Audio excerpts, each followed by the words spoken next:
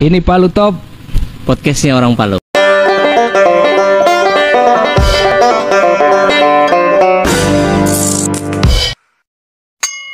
Nah, hari ini kita kedatangan tamu istimewa. Nah, ya di flyer kita tadi sudah disebarkan bahwa tema kita ngobrol santai bersama Dr. Ya, Mardiman Sane SHMH. terima kasih. Pak, bugar sekali saya lihat hari ini.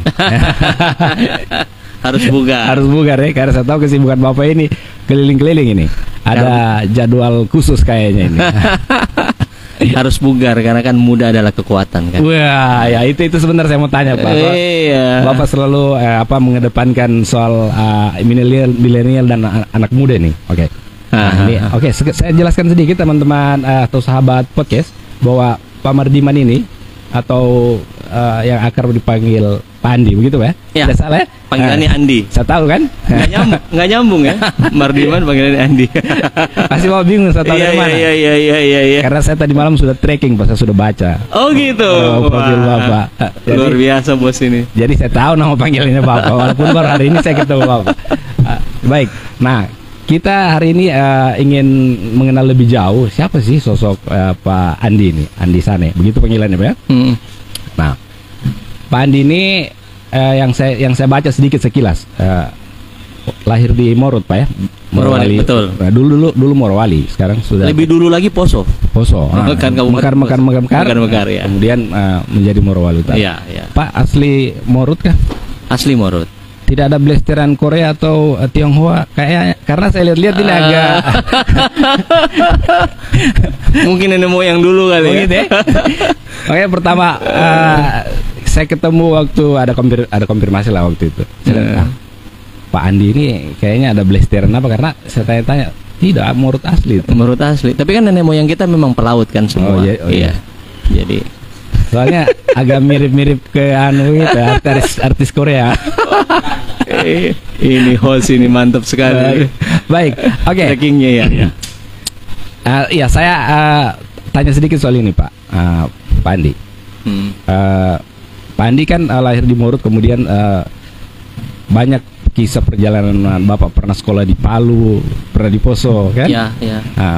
Pernah di SMP di Manuel, kemudian SMA di Poso. Betul. Kemudian kuliah di Jakarta S1, kemudian S2 dan S3-nya juga di Jakarta di UI. Betul.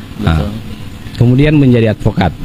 Ya. Kenapa pilih jadi advokat, Pak? Ya, itu pertanyaan pertama saya nih. Ini pertanyaan susah-susah. Ini so pakai ini, jadi berpikir dulu apa ini. Ya. Ini Mas Dani ini pertanyaannya menjebak ya. Ini Dani.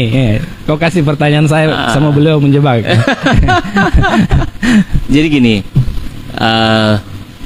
waktu itu sebenarnya saya masuk Fakultas Hukum. Memang saya tertarik. Iya. Saya tertarik untuk mengurusi atau dengan isu-isu hukum. Makanya saya masuk Fakultas Hukum. Nah, kenapa akhirnya saya memilih profesi advokat? Karena menurut saya itu profesi yang paling mewakili diri saya. Ya. Kata orang Palu, gue banget. Gitu ya? Kata orang Palu, bukan orang Betawi. Tapi orang Palu yang lama di Jakarta.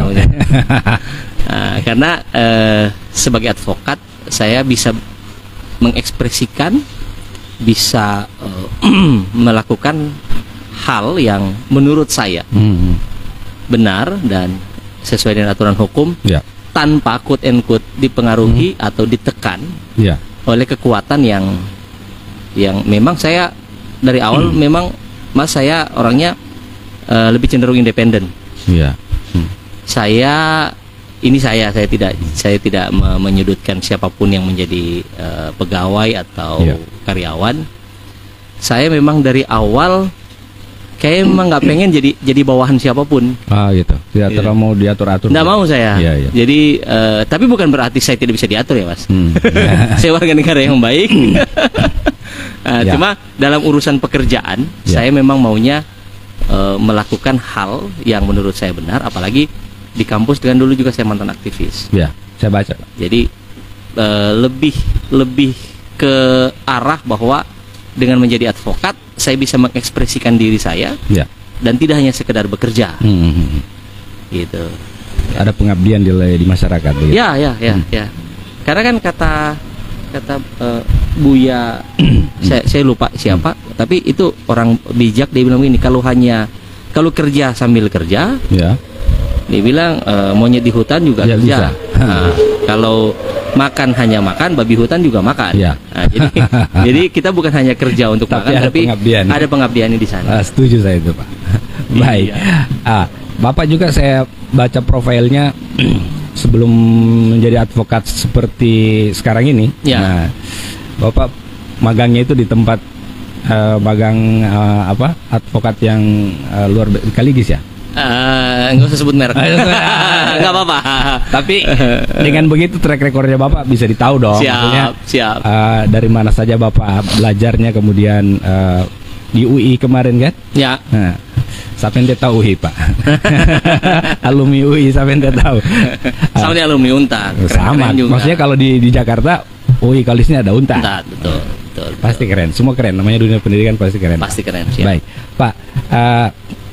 Pak Andi, saya ke hal lain sedikit. Saya agak gini. Karena kalau kita tadi bicara soal Bapak kenapa memilih advokat, Bapak juga saya lihat mau terjun ke politik karena pilkada kemarin Bapak salah satu kandidat yang mau maju, sudah apa orang bilang, Sudah sempat kuda-kuda ya. sudah sempat siap-siap di waktu itu jalur independen. 2015 di jalur independen. Iya, di Morut ya, Bupati Morut. Di Morut. Tahun 2012 pun waktu itu belum mekar. Ya. Masih zaman Pak Anwar periode kedua. Iya. Dan Kak Ahmad Ali waktu itu juga penantangnya. Iya. Saya sebenarnya sudah mau masuk. Iya. Tapi digagalkan KPU waktu itu. Iya. Jadi saya 2012 dan 2015 modal nekat, Mas. Iya. Nah, modal nekat ya udah maju aja. Tapi 2015 saya sempat bertarung, nyaris menang. Nyaris menang berarti kalah kan. Belum beruntung lah Pak. Belum beruntung. Iya. Karena dalam politik itu sebenarnya soal untung rugi itu Pak. Kalau sudah ada jalannya di situ pasti. Tapi ada usaha juga. Garis tangan itu keberuntungan menurut saya. Siap. Nah, pertanyaan saya Pak adalah kenapa Bapak kan sudah nyaman jadi advokat, apalagi di Jakarta Pak? Maksudnya Bapak di firmanya luar biasa, maksudnya setahu lah kalau di firma besar kemudian banyak mitra-mitra yang bagus, ya sudah nyaman lah di situ. Tapi Bapak milih mau terjun ke politik, apalagi di Morowali yang baru mekar. Kenapa itu Pak? Ada bisakah kita berbagi apa alasan yang mendasar begitu? Alasannya karena saya orang Morut mau mengembangkan atau bagaimana? Alasannya sebenarnya lebih ke ya pengabdian juga. Ya. Terus saya melihat begini. Ya. Ini ya, serius nih. Baik. Saya kalau udah serius jadi beda. Bahas daerah yang serius ini Pak. Bahas daerah serius. Ya. Jadi memang alasannya sebenarnya sangat sentimental. Sangat sentimental karena bagi saya daerah kelahiran saya itu seperti ada pepatah mengatakan sejauh-jauhnya bangau terbang. Iya. Kembalinya kan ke Kubangan juga. Busu-busu kampung sendiri. Busu-busu kampung sendiri. Tetap rindu. Rindu kampung sendiri. Tapi motivasi utamanya itu begini, Mas. Kita bersyukur Sulawesi Tengah ini, ya, Morowali khususnya, itu dikaruniai Tuhan oleh kekayaan alam yang luar biasa. Ya, semua orang tahu Pak.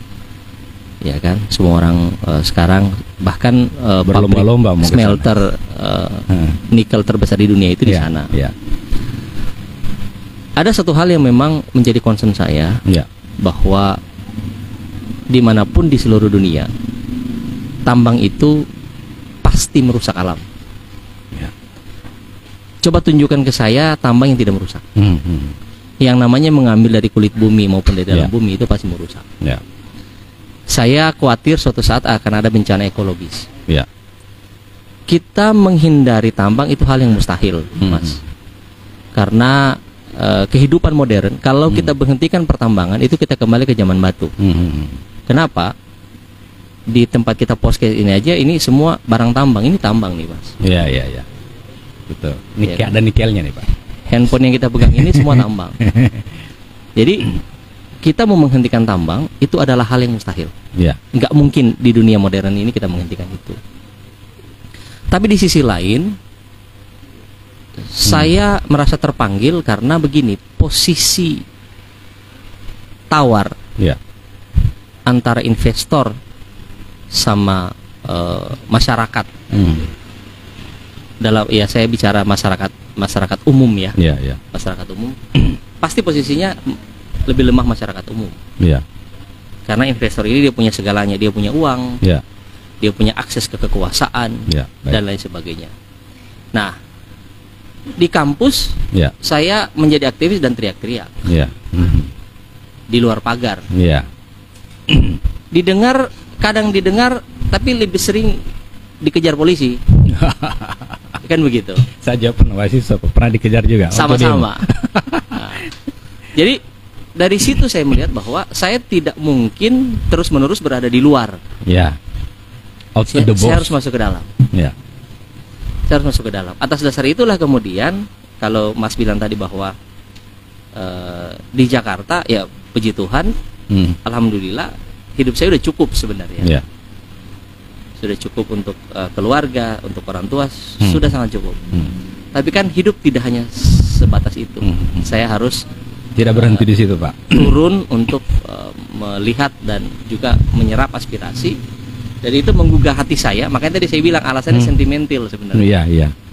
Sentimental alasannya pribadi. Nah, jadi saya ikut pilkada pun saya berharap waktu itu saya bisa duduk di kekuasaan. Tujuannya tidak lain dan tidak bukan supaya pemanfaatan kekayaan hasil bumi ini benar-benar sesuai dengan pasal 33 Undang-Undang Dasar untuk sebesar-besarnya kemakmuran rakyat.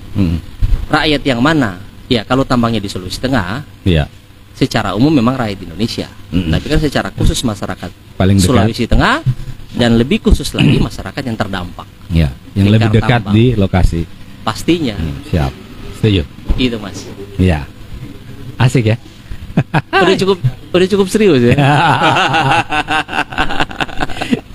Baik. Oh ya, saya lupa tadi memperkenalkan teman-teman sahabat podcast bahwa Pak Andi ini juga wakil ketua DPD Partai Demokrat, betul Pak ya? Sulawesi Tengah. Sulawesi Tengah. Ya.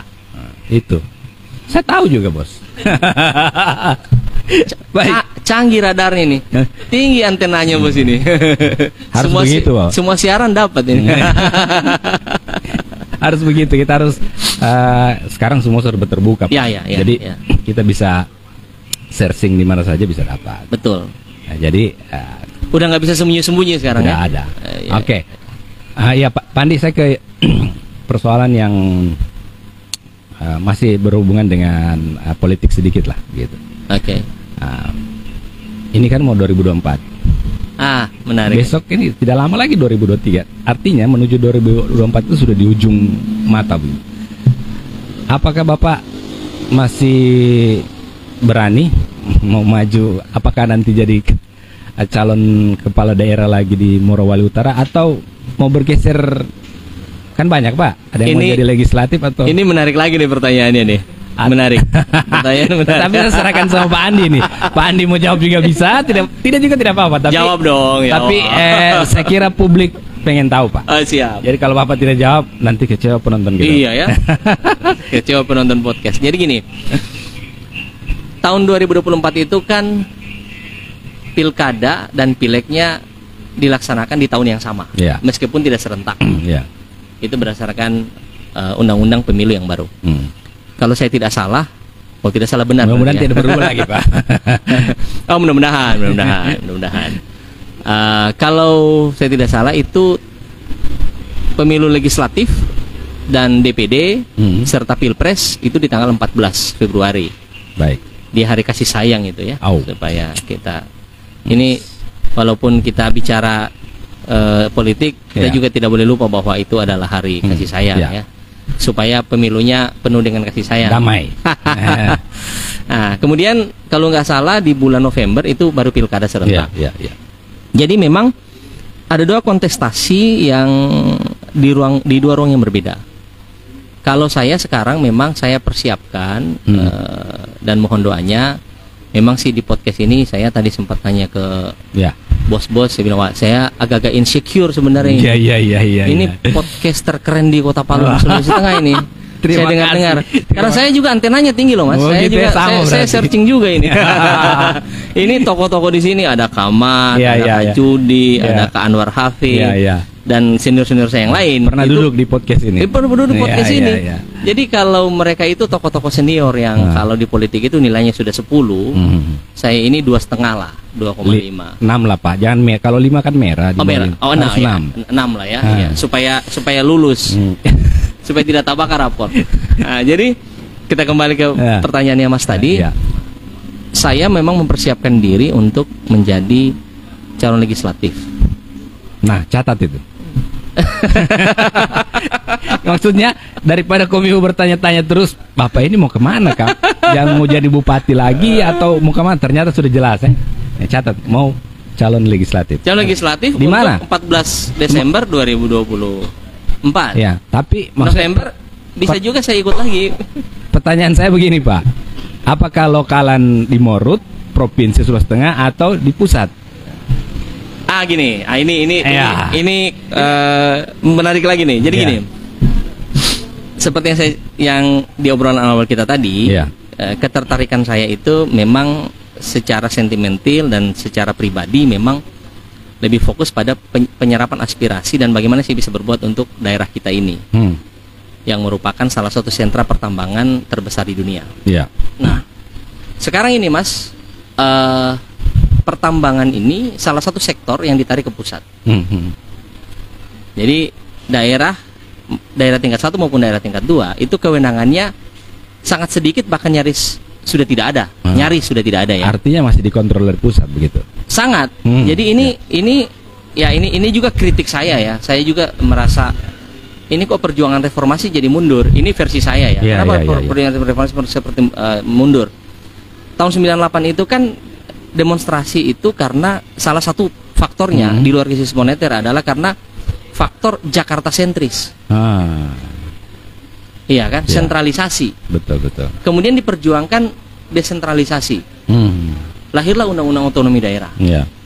Nah, kita menikmati masa jaya otonomi daerah dengan gemilang, ya kan? Sampai akhirnya sekarang ini saya merasa bahwa ini yang terjadi sebelum tahun tahun 98 itu loh, ini kok sepertinya ditarik lagi ke pusat. Kebijakan khususnya di bidang, saya bicara khusus di bidang pertambangan ya, saya tidak ingin merembet ke hal-hal yang lain. Jadi saya merasa bahwa ini undang-undang otonomi daerah menjadi seolah-olah sudah tidak terlalu bertaji. Ya. Gitu. Nah, menjawab itu kemudian saya tidak tertarik. Ya maaf kalau saya ya. Saya tidak bicara yang lain. Saya tidak tertarik untuk menjadi DPRD tingkat 2 maupun DPRD tingkat 1. Karena apa? Ya. Karena kalau kita mau menyerang dan tanda kutip ya, mau melakukan perubahan, itu harus di pusat. Oke. Arahnya sudah jelas, Pak. DPR RI berarti. Ya, terjawab ya.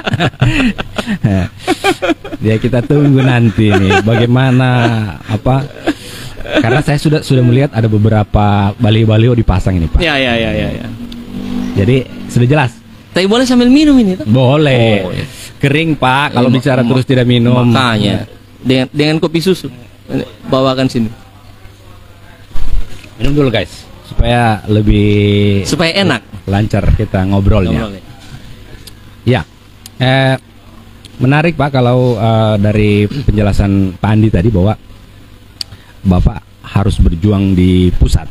Ya. Nah, artinya Pak Andi akan mencoba peruntungan dan berusaha untuk menjadi calon legislatif dari Sulawesi Tengah. Sulawesi Tengah, perwakilan Sulawesi Tengah untuk di pusat. Ya. Artinya di DPR RI. Ya, saya kira masyarakat bebas ya memilih nantinya. Silakan, ini sudah dijelaskan tadi, dan silakan kalau mau tracking Pak Andi, silakan bisa melalui internet. Siapa sih Pak Andi ini? Kita kan sudah banyak ngobrol tadi, jadi yang nonton juga pasti sudah ada gambaran lah begitu.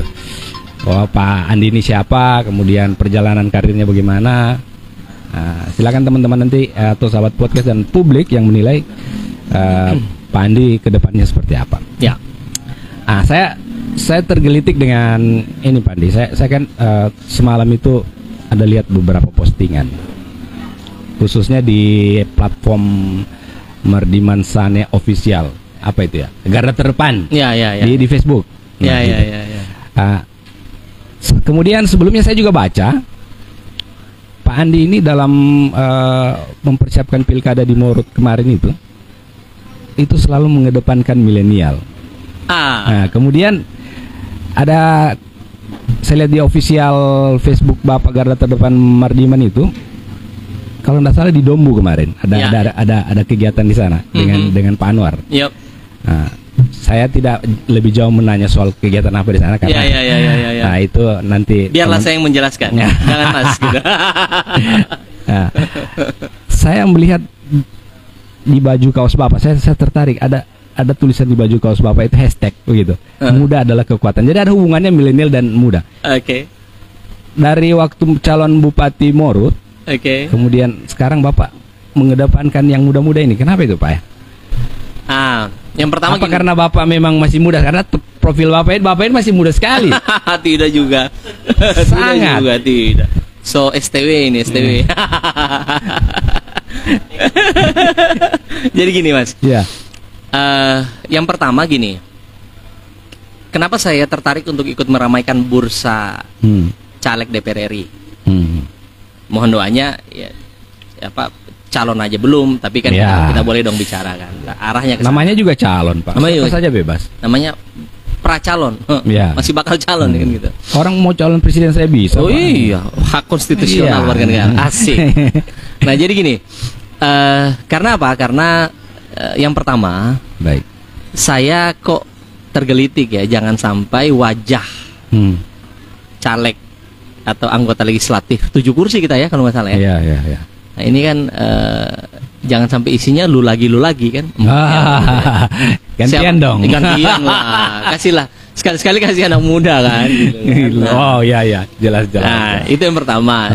Ya mudah-mudahan akan ada energi baru dari Sulawesi Tengah yang bisa duduk dan kemudian bisa bersuara secara tegas dan lugas tanpa beban. Iya.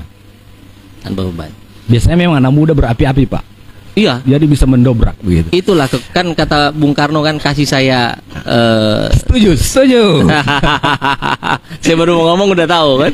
Lanjut Pak. Nah, kasih saya 10 pemuda, saya goncangkan dunia katanya kan gitu. Nah, terus hashtag di baju saya. Ya, saya tertarik itu. Siapa tahu ada barangkali sisa 1 lembar begitu. Iya. Oh, nanti personel podcast saya minta daftarnya. Setuju. Mantap. Jadi gini, itu hashtag yang digaungkan oleh Partai Demokrat. Oh, ya. Karena syukur alhamdulillah puji Tuhan dari 9 partai yang lolos ke Senayan. 9 partai yang lolos di Senayan yang hari ini ada wakilnya duduk di Senayan. Ketua umum saya yang paling muda.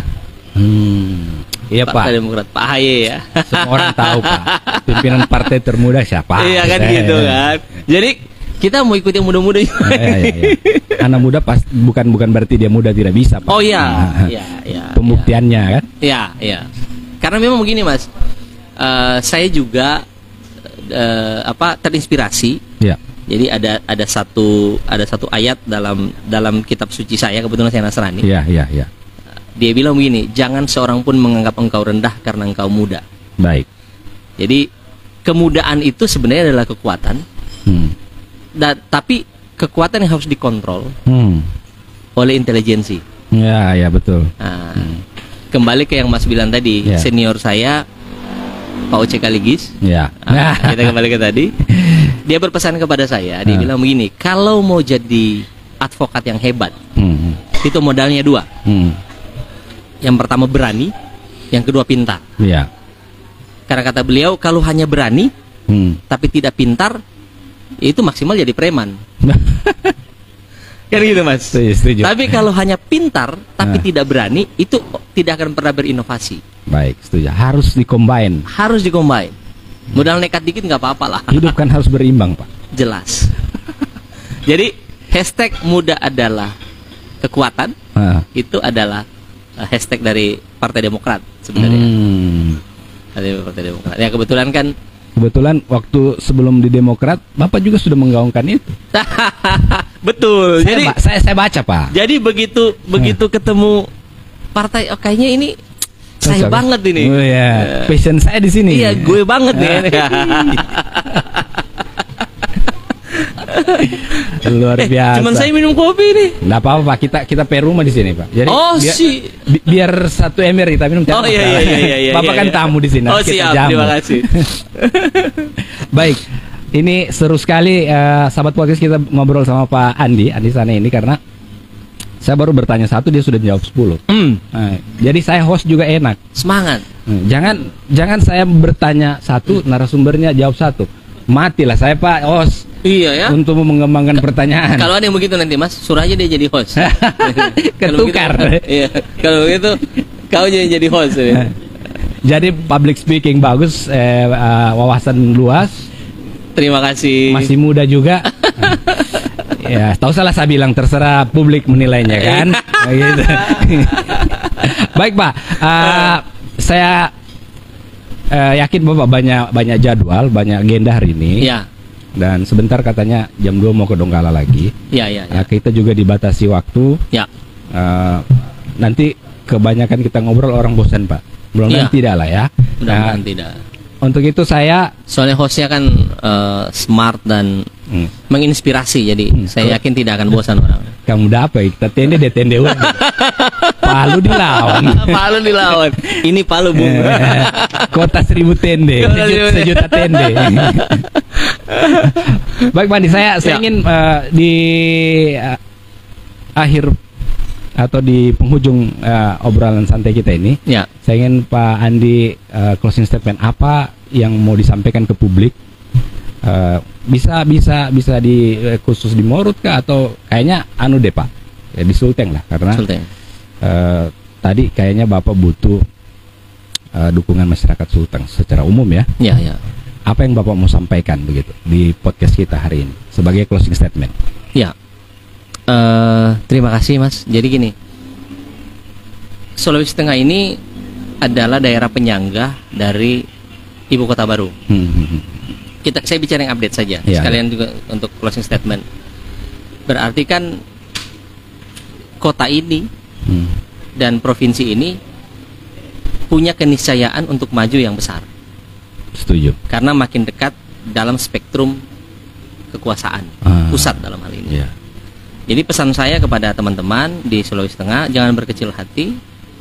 Kita bangkit dari bencana yang 2018 itu cukup porak-poranda, tapi salah satu, saya pernah baca di satu media nasional, mereka kagum dengan Palu, salah satu daerah yang paling cepat pulih, baik secara ekonomi maupun secara keberdayaan masyarakatnya. Mudah-mudahan apa yang terjadi di Palu adalah gambaran juga dari Sulawesi Tengah pada umumnya, bahwa masyarakatnya adalah masyarakat yang semangat, masyarakat yang optimis. Amin. Nah, tetap pertahankan itu. Provinsi ini suatu saat akan menjadi provinsi yang terdepan. Kita sedang mengarah ke sana, kan gitu. Dan saya berdoa juga ini Palu menjadi salah satu motor penggerak, ya, inspirator, ya, untuk teman-teman, supaya ke depan Sulawesi Tengah ini bisa menjadi provinsi yang sejajar, bahkan terdepan dari 34 atau 33 provinsi sekarang di Indonesia. 34 ya? 34 provinsi yang ada di Indonesia. Itu closing statement saya. Tetap semangat, tetap optimis, gitu. Karena di mana ada semangat itu menular, kata Henry Ford. Kalau kita semangat, orang-orang di sekitar kita semangat, energinya tersalurkan, kemajuan di depan mata. Jangan lupa anak muda didukung. Jelas. Wow, saya kalau ngobrol sama Pak Andi biar sampai malam ya habis bahan saya ini. Jadi banyak sekali yang harus kita ulik sebenarnya dari Pak. Nanti next time ada waktu yang lebih luang dari Pak Andi, kita ngobrol lagi deh pokoknya seputar apa, bisa soal hukum ya, soal ekonomi, karena saya yakin Pak Andi yang punya banyak pengalaman di ibu kota, itu banyak pengalaman di bidang advokat, tentu hampir semua lini aspek kehidupan bisa kita ulik dari beliau ini. Ya. Sebagai pembelajaran hidup, apalagi untuk kita yang di daerah begitu. Baik, terima kasih nih Pak Andi sudah mau menerima undangan kami. Terima kasih.